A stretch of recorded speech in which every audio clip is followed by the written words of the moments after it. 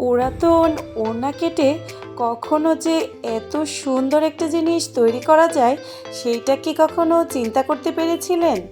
আজকে আপনাদের সাথে পুরাতন একটা ওড়না কেটে কিভাবে খুব সুন্দর এবং সহজভাবে টেবিল রান্না তৈরি করবেন সেইটারই একটা ছোট্ট ভিডিও নিয়ে চলে এসেছি।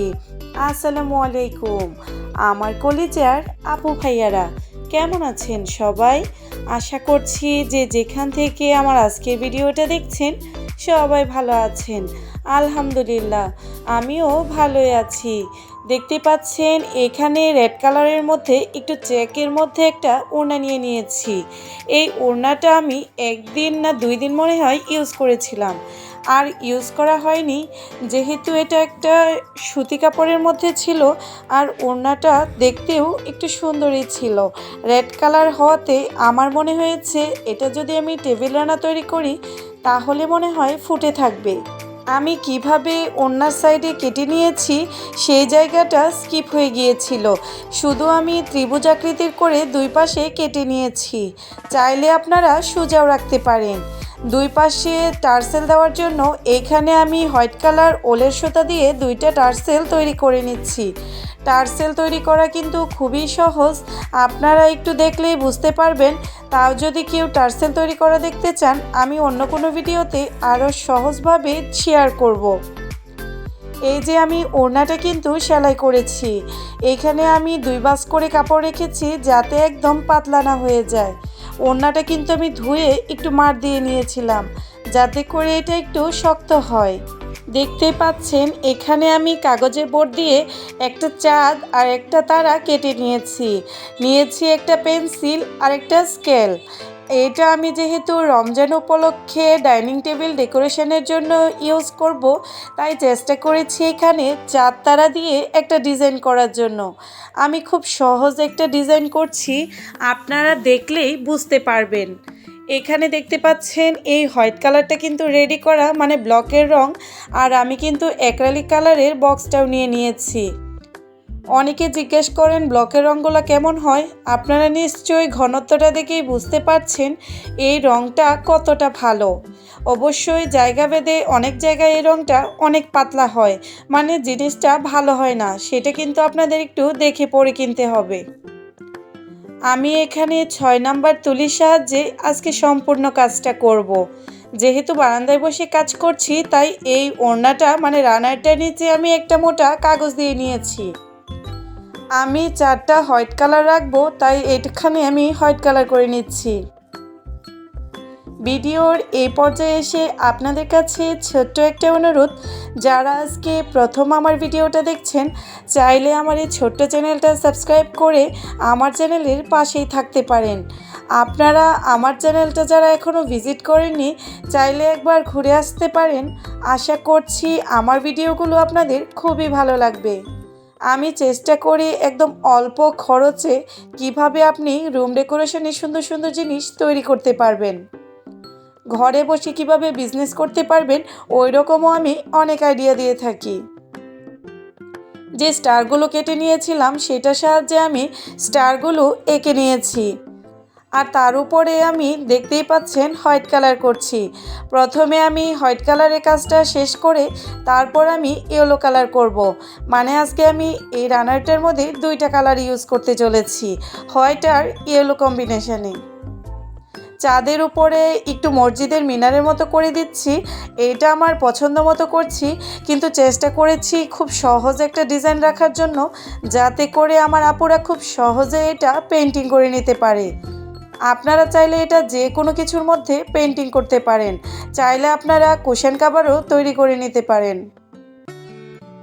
যেহেতু রমজান তাই চেষ্টা করছি রমজান উপলক্ষে একটু একটু করে ঘরটাকে সাজানোর জন্য।